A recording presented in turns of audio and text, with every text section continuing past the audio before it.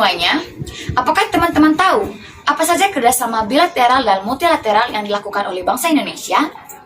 Semenjak memproklamasikan kemerdekaannya, Indonesia telah melakukan banyak kerjasama bilateral dan multilateral dengan negara-negara lain. Tapi sebelumnya, apakah teman-teman tahu apa itu kerjasama bilateral dan multilateral? Kerjasama bilateral merupakan kerjasama yang dijalin oleh dua negara saja.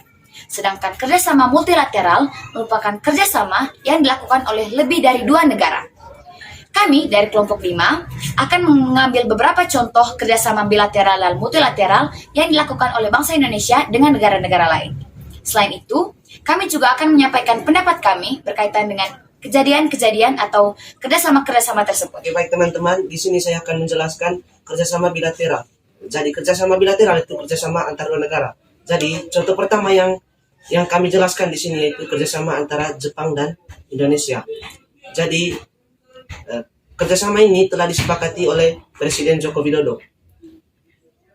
Jadi kerjasama bilateral ini dibagi menjadi 4 poin. Poin yang pertama itu kerjasama dalam bidang kesehatan, yang dimana kerjasama dalam bidang kesehatan ini mencegah terjadinya COVID-19.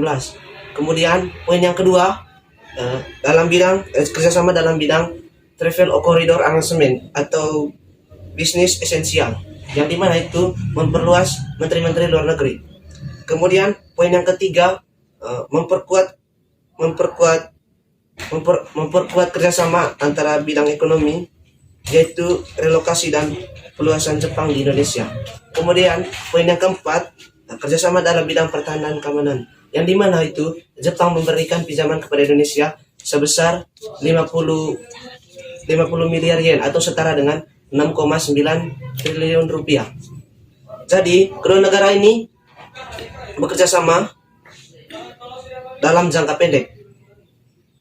Bidang ekonomi Jepang juga berkomitmen dalam kerjasama infrastruktur. Contoh kerjasama infrastruktur yang mereka lakukan di Indonesia yaitu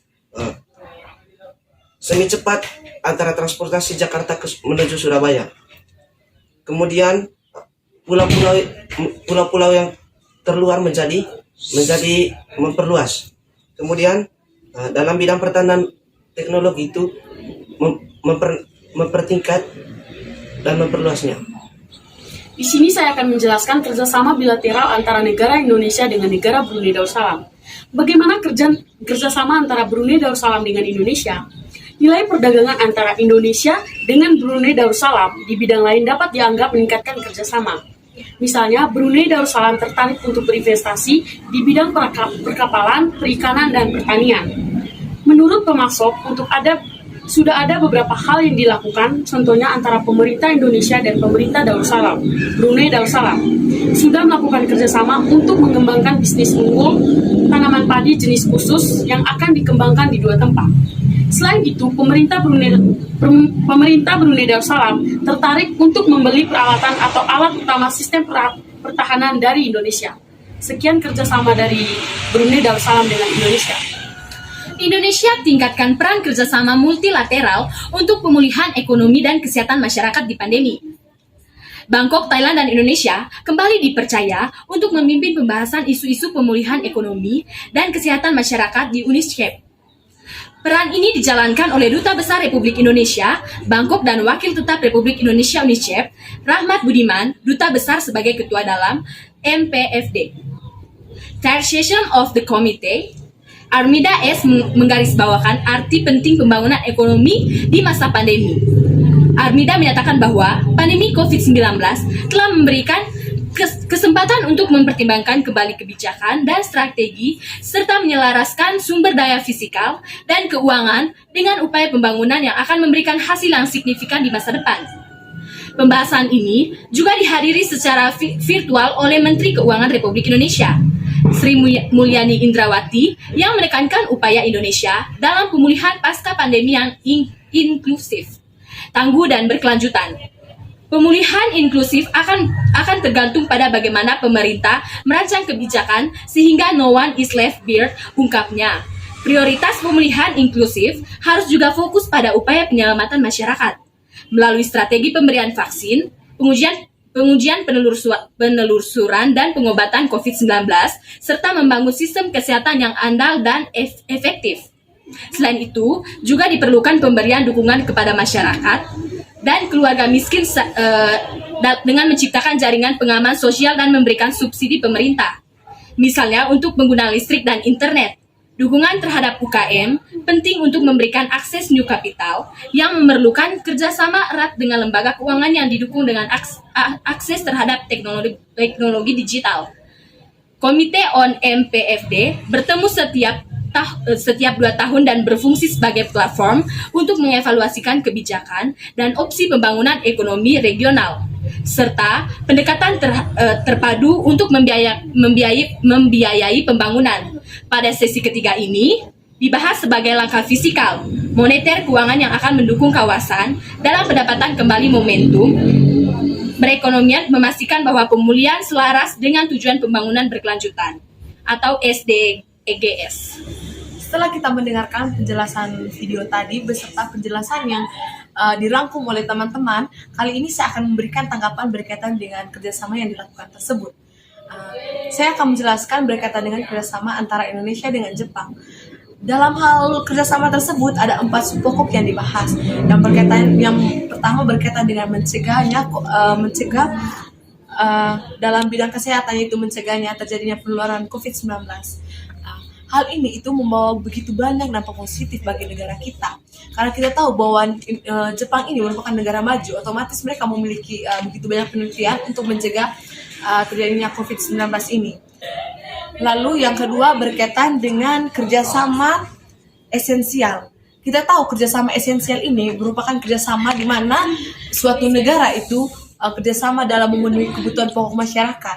Hal ini juga membawa dampak positif bagi Indonesia maupun Jepang. Kalau khusus untuk Indonesia yang saya bahas kali ini, mengapa membawa dampak positif? Karena yang pertama, jika ada hal yang kurang kebutuhan pokok di Indonesia, kita bisa mampu kerjasama atau mengimpor dari Jepang untuk memenuhi kebutuhan yang ada di Indonesia. Dan yang terakhir, yang keempat, yaitu dalam kerjasama bidang pertahanan dan keamanan. Kerjasama yang dilakukan ini dengan memberikan bantuan uang dari Jepang kepada Indonesia untuk memenuhi kebutuhan pertahanan dan keamanan Indonesia. Hal ini juga membawa dampak negatif, bisa memperkuat pertahanan dan keamanan negara. Namun dampak negatif ini bisa membuat menjadi begitu banyak penumpukan utang negara. Hal ini bisa menyebabkan krisisnya ekonomi yang ada di Indonesia. Oke, kita lanjut ke video berikutnya. Dalam upaya pemulihan berkelanjutan selama pandemi, diperlukan strategi untuk merancang dan menjaga kesiapsiagaan pandemi dan membutuhkan kerjasama di tingkat global. Peran kita dalam pemulihan ekonomi kesehatan di kawasan di Asia Tenggara. Mengenai masalah kerjasama kesehatan ini, kita punya dana yang dapat digunakan untuk negara-negara yang memerlukan bantuan untuk mendukung kesehatan nasionalnya itu.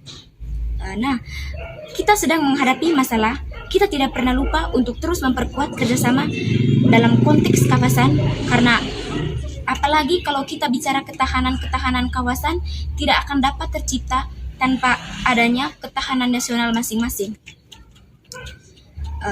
Perkembangan kerjasama kita, vaksin bagi semua negara, terutama atau termasuk negara-negara berkembang dan berpenghasilan rendah, bahwa kalau dilihat dari segi dana yang diinginkan atau yang dikumpulkan untuk membeli vaksin, maka kita melihat dukungan pendanaan dari negara-negara donor sudah mencukupi. Yang menjadi tantangan adalah pengadaan vaksinnya itu sendiri.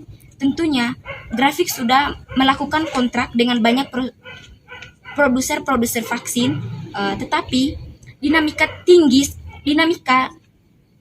tertinggi sehingga terjadi keterlambatan pasokan vaksin COVID. Artinya keterlambatan pasokan vaksin ke negara-negara dunia, terutama negara-negara berkembang.